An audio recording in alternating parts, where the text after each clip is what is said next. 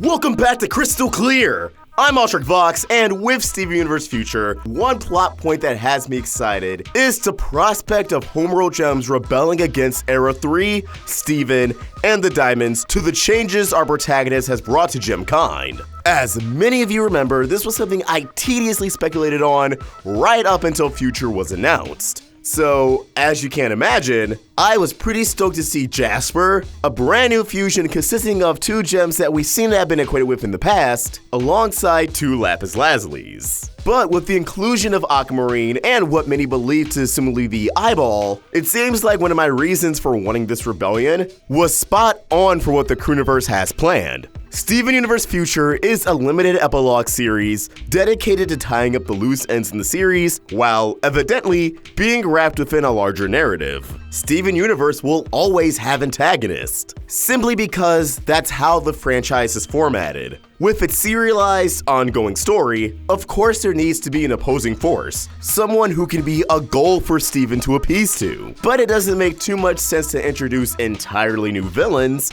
as a lot of Homeworld Gems that we encountered in Steven Universe proper didn't really have finite resolutions. So with a rebellion, not only can we get acquainted with new gems, but we can get the proper satisfactory wrap-up with the Homeworld Gems that we may have wanted to see a little bit more of in Steven Universe. So today I want to run down all the gems I believe are going to be in this rebellion. Old faces, and some new ones I just have a gut feeling are going to pop up. And of course, spoiler warning, if you don't want to know anything about Steven Universe Future, please click off now. With all that said, let's dive in. So starting at familiar faces, we of course can already infer a lot out of Future's opening, with Jasper front and center. And you guys know me, if there's anyone who I can see as the face of the leader of this rebellion, it's certainly Jasper. From the moment she was introduced, she always had a different air of tension than any other character in the series. Because, unlike any other antagonist, Jasper's pure motive is purely hurting Steven.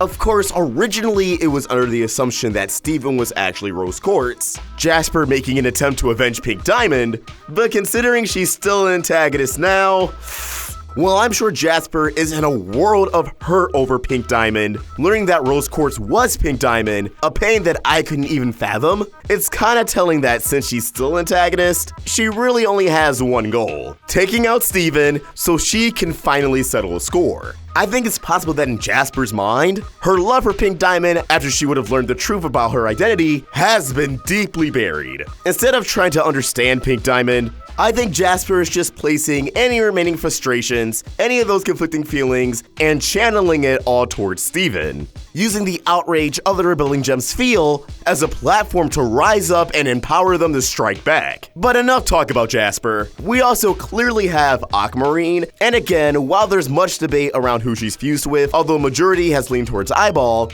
I've realized that it's likely not just one member of the Ruby Squad is on board this rebellion, that if anything, all of the Ruby Squad might be on board. Both Eyeball and Navy have their own sadistic reasons for wanting to kill Steven. Navy, more trouble than the rest. But with the remaining members of that squadron, we should consider that they all idolize Jasper. So although I could believe they would enjoy sitting around and doing nothing, enjoying the liberties of Era 3, I can also see the other Rubies just simply following Eyeball and Navy's orders because they're following Jasper's orders. The show kind of made a point to discredit their intelligence. But after episodes like Bubbled and Room for Ruby, I don't think Eyeball and Navy are just outliers. I think Rubies are more impressionable than dumb. So if Eyeball was like, "Listen up, you Rubies! Jasper wants us to go to Earth and destroy those crystal gems," I could just see the rest of the Rubies being like, "Yeah, I'm kind of bored anyways, okay." Do you guys like my horrible Ruby impressions? Because I love them. Ultimately,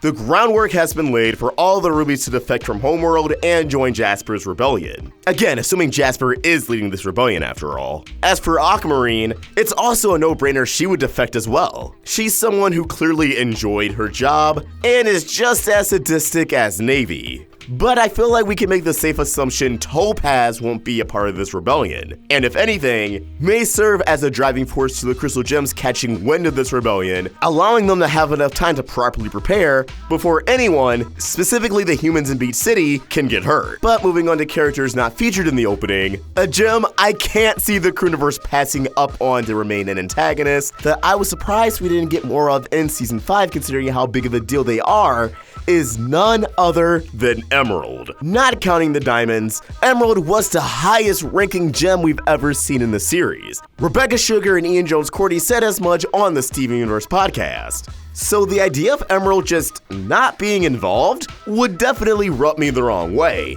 And just from how Emerald behaves, she already gives me vibes that she would not be down with Era 3. Her behavior of Lars of the Stars shows that she clearly values her rank. She values being at an advantage. With status on Homeworld no longer meaning anything, pretty much her entire identity would be null and void. So her stepping into the ring just feels right, and I feel like that's something extravagant enough to not include in the opening. Another gem who may or may not be of higher status, who also feels like a shoo-in, is Holly Blue Agate. Now her and Emerald I already established could be a part of the rebellion before, but after I sat down and rewatched the zoo arc, I have no doubts. Holly Blue Agate is rotten to her core. Although it's played off as a joke, she is clearly one of the most prejudiced, narcissistic, two-faced characters we've ever encountered in the series. And I can imagine her being beyond furious that suddenly, not only does her status mean nothing, but she has to mingle with lower gems every second of every single day.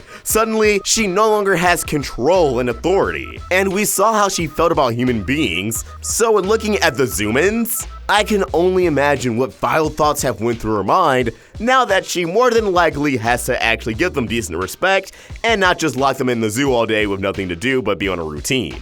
Not to mention, she's particularly salty that Steven ended up inheriting the title of Pink Diamond on Homeworld. But this is where I want to throw a curveball, because those are all of the combatant gems that we've seen. At least those that still hold a grudge against Steven. But I believe there's one gem who doesn't really indulge in combat, but could still be the ace in the hole for Jasper's rebellion. And that is Yellow Zircon. The Zircon who gave Steven and Blue Zircon a run for their money in the trial. We don't really know how she would feel about the crystal gems, about Era 3, but considering she was the antagonist of that episode, despite ended up getting the shorter end of the stick than even Blue Zircon, I could easily see any of these rebelling gems ending up on trial.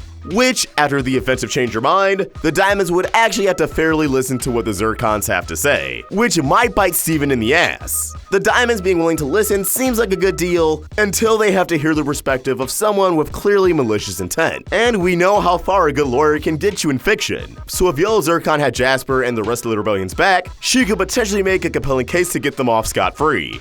Much to Blue Zircon's dismay. And I would just love to see the trial room with all three Diamonds present. Something that was snubbed in Steven's first visit to Homeworld, on the account of White Diamond shutting herself in within her spaceship. But this takes us to newer faces. Gems that we haven't met before, but I could still see being a part of this rebellion. Obviously, we have the two Lapis Lazulis, whose motivations I speculated on in a previous Crystal Clear, please check that out. But point blank, they also lost their status and their purpose. Lapis Lazulis are meant to terraform, to help the production of colonies. If Homeworld dismantled the Empire and ceased production on colonies, then the Lapis Lazulis have nothing. But this got me thinking. We already could infer that Lapis Lazulis were coveted gems among Homeworld. Thus, of course, some of them would take issue with these changes. But that leads me to another gem that was name dropped in the series we can infer is of higher status and could potentially come into play now more than ever. Morganite. Not just any Morganite, but the Morganite that the Ruby and Pearl that make up Rhodonite served. Morganite never popping up was a bit weird to say the least. But as Rebecca Sugar has elaborated on through her Barnes & Noble signings, they were very tight for time at the end, and throughout the course of Steven Universe, they were constantly fighting to keep the show serialized. So a lot of things that Sugar wanted to include in Steven Universe, she can now include in Steven Universe Future. And Morganite could be one of those cases, giving the off-color something to do, as they are present in the opening theme song, while also shedding light on this mysterious gem. At the very least, we can infer that Morganite may also despise Era 3. Rhodonite made the incident where they were disowned sound horrific. So if Morganite despises cross-gem fusion, although her tune might change on that, going off Aquamarine and the Lucky Ruby, she likely carries all the other encompassing prejudices that most of the elite gems carried on Homeworld, making her a viable threat for the future. And going off that note of being disgusted by cross-gem fusion, this rebellion could be stronger in numbers than what you may initially believe. I say this because in Together Alone, once Stevani, Garnet, and Opal fuse, you can see plenty of members of Yellow and Blue Diamond's various courts disgusted. And the exact same thing happened when Ruby and Sapphire first came into existence all those years ago. And on that note, I think it would be awesome if the Universe was able to include other gems that were name dropped but never actually appeared, like Emerald Citrine Guards. Citrines feeling like they were mentioned over and over again. They even almost make an appearance at the end of Save the Light. We could also see the actual Homeworld Garnets that Blue Diamond mentioned in Together Alone, like Hessonite. While I'm not sure the Hessonite from Save the Light can make a return, a different one within this rebellion would be amazing to see, especially if their weapon is a sword. Blue Diamond also name-dropped Demantoids, alongside Pyropes, so getting some in there, although that definitely be pushing it by Steven Universe standards, although I imagine it's more so a budget issue, would be a great way to close out the series. And of course, you mentioned that the Rose Quartz gems, should they be legitimate, may also be a compelling addition to this army. But I wouldn't be surprised if some entirely new gems who weren't mentioned prior appear, like that unknown white gem that briefly appeared at the end of a Single Pale Rose. Ultimately, this rebellion provides a bone-chilling threat to Steven in the Crystal Gems, and is a great way narratively to still introduce Homeworld gems in the way they've always been introduced. Someone that's cool, but you also fear. But that's not to say all of them could be introduced like that, as I'm sure Steven could find some allies on Homeworld who are more than willing to give his support. But as always, these are just my thoughts, and I want to hear yours. What do you think? Who do you want to see pop up in this rebellion? Let us know your thoughts in the comments below, or tweet your thoughts at Roundtable Vids. And for more of my own thoughts, you can find me at OstricVox. We're also on Instagram. Special thanks to ARTWITHKODA for creating an awesome thumbnail. For more of his wonderful art, you can find him on Tumblr and Instagram at ARTWITHKODA, and subscribe to his YouTube channel. Link down below in the description. Help the art to grow by either becoming a member of this channel or supporting us over at Patreon. Link in the description. If you enjoyed the video, please throw it a like and subscribe to the Roundtable for more great cartoon content. Thank you for watching, and I hope you have an awesome day. OstricVox signing out.